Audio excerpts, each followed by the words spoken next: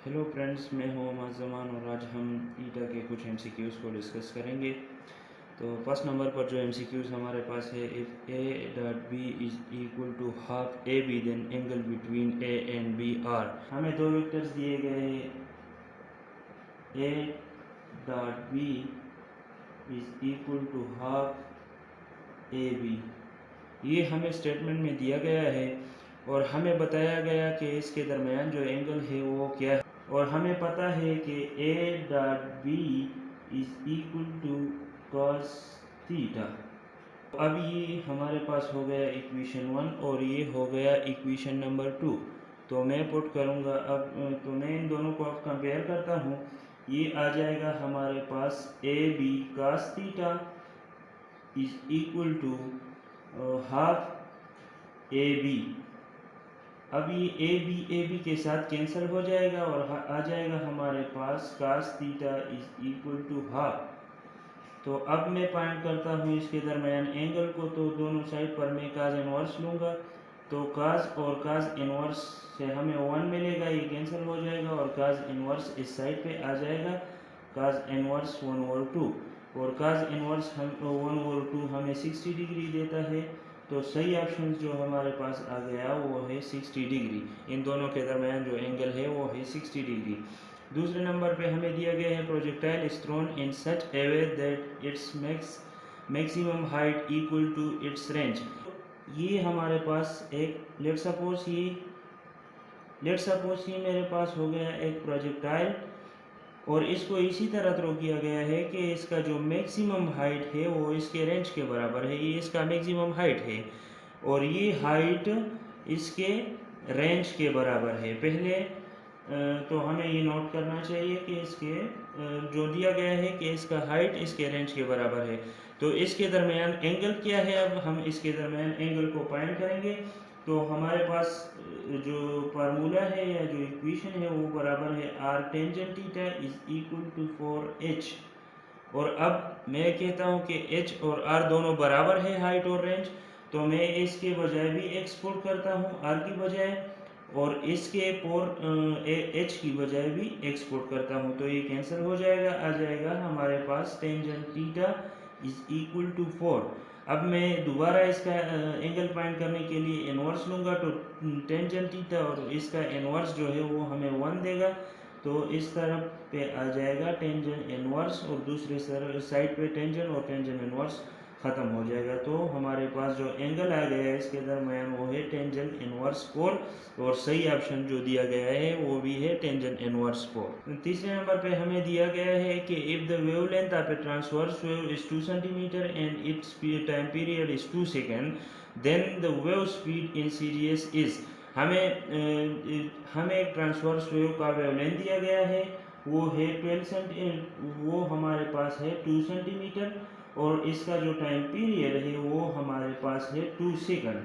ये हमें दिया गया है और हमें फाइंड करना है इसके स्पीड को CGS में। तो हमें क्या करना है, अब हमारे पास है formula v is equal to lambda multiply by f और एफ हमारे पास बराबर है 1 ओवर टाइम पीरियड के।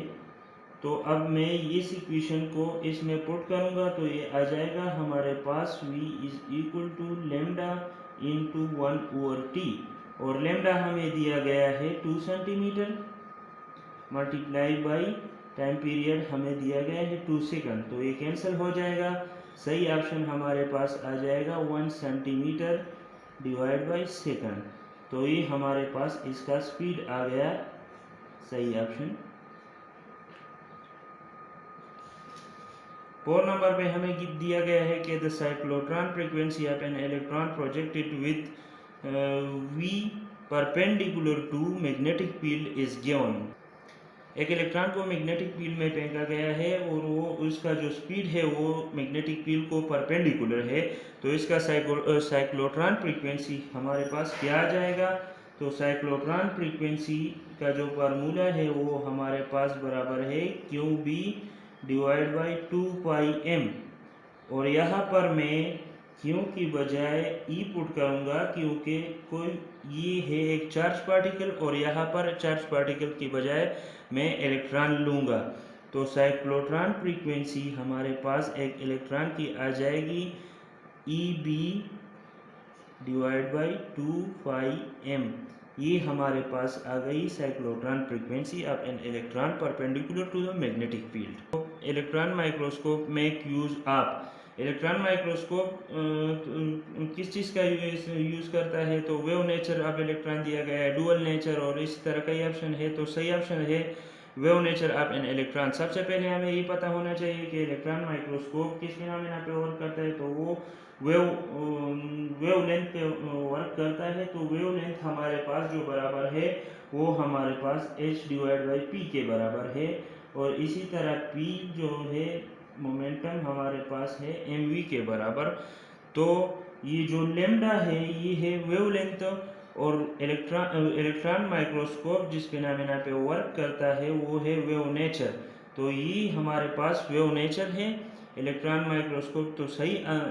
तो सही ऑप्शन जो है वो है wave nature of an electron. 6 number पे हमें दिया गया है choose wrong statement. Escape velocity of a body from planet depends upon. Escape velocity के दो फार्मूले हैं हमारे पास। वो पहले नंबर पर जो फार्मूला है हमारे पास वो बराबर है 2gm डिवाइड बाई r, और दूसरा फार्मूला हमारे पास बराबर है 8 divide by 3 pi rho g R. ये रो हो गया जी आर। लेकिन जो एस्केप वेलोसिटी है वो हमारे पास वो मास ऑफ द बॉडी पे डिपेंड नहीं करता है। तो गलत ऑप्शन जो हमारे पास जो गलत स्टेटमेंट है वो है मास ऑफ द बॉडी, जिस पे वो डिपेंड नहीं करता है। और डिपेंड करता है हमारे पास रेडियस ग्रेविटी, और इसी तरह रो जो है इस पे डिपेंड करता है, मास पर डिपेंड नहीं करता है। कि if the velocity of a body becomes half then the kinetic energy of a body becomes. अगर हम किसी बॉडी का वेलोसिटी को हाफ कर दे तो इसके काइनेटिक एनर्जी पे क्या असर पड़ेगा। तो काइनेटिक एनर्जी हमारे पास बराबर है हाफ mv² के बराबर।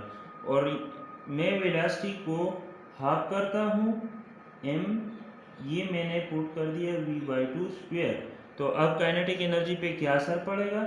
अब हमारे पास आ जाएगा 1/2 mv² डिवाइड बाई 4। ऐसा भी लिख सकता हूँ कि 1/2 अपनी जगह पे लिख दूँ, और यहाँ पर mv² और 4 को मैं ऐसा लिख दूँ। तो मैं 2 को बाहर शिफ्ट कर दूँ, ये आ जाएगा हमारे पास 1/4, और इस m को मैं अंदर शिफ्ट करूँ mv² आ जाएगा डिवाइड बाई 2। तो ये आ जाएगा हमारे पास 1/4 इंटू हाफ mv² जो कि काइनेटिक एनर्जी के बराबर है। तो काइनेटिक एनर्जी आ जाएगी हमारे पास 1/4, ये आ जाएगी हमारे पास 1/4। तो ये ऑप्शन काइनेटिक एनर्जी पे क्या असर पड़ेगा, तो काइनेटिक एनर्जी 1/4 हो जाएगी अगर हम वेलोसिटी को हाफ करेंगे। Newton second is the unit of. Newton second किस का यूनिट है, तो लीनियर मोमेंटम जो है वो सही ऑप्शन है। लीनियर मोमेंटम हमारे पास बराबर है mv के बराबर, और m का जो यूनिट है वो है kg, और वेलोसिटी का यूनिट है मीटर पर सेकंड। अब मैं ऐसा करता हूँ कि इसको मैं सेकंड से मल्टीप्लाई भी करता हूँ और डिवाइड भी करता हूँ।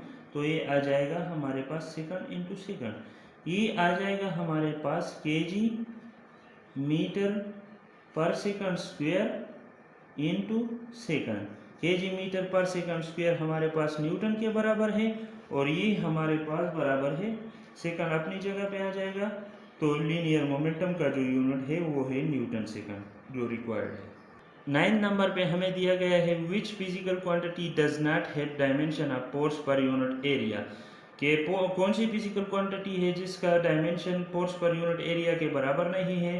तो सही ऑप्शन हमारे पास है स्ट्रेन। वहाँ पर स्ट्रेस भी दिया गया है, तो स्ट्रेस हमारे पास बराबर है force per unit area. Pressure बराबर है फोर्स पर यूनिट एरिया के। और दूसरा जो ऑप्शन दिया गया है वो है यंग मॉडुलस। यंग मॉडुलस बराबर है stress divide by strain, young modulus stress by strain के बराबर है। और स्ट्रेस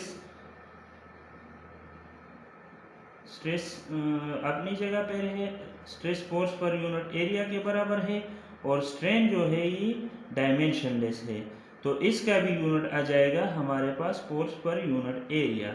अब जो सही ऑप्शन हमारे पास है वो है स्ट्रेन। स्ट्रेन जो है ये डायमेंशनलेस है, तो स्ट्रेन जो है वो बराबर नहीं है फोर्स पर यूनिट एरिया के बराबर नहीं है, तो सही ऑप्शन हमारे पास है स्ट्रेन।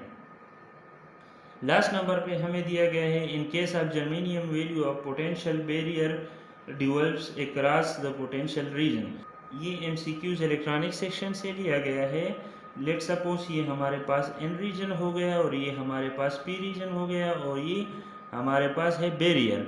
इस बैरियर को क्रॉस करने के लिए जर्मेनियम को कितने वोल्ट की ज़रूरत है, तो और इसी तरह सिलिकॉन की भी तो ये बुक में दिया गया है कि जर्मेनियम को जो है 0.3 वोल्ट की ज़रूरत है कि वो क्रॉस करें इस बैरियर को, और इसी तरह सिलिकॉन को ज़रूरत है 0.7 वोल्ट की, तो वो इस बैरियर को क्रॉस कर सकता है। तो सही ऑप्शन जो है वो है 0.3 वोल्ट पर germanium to cross the barrier.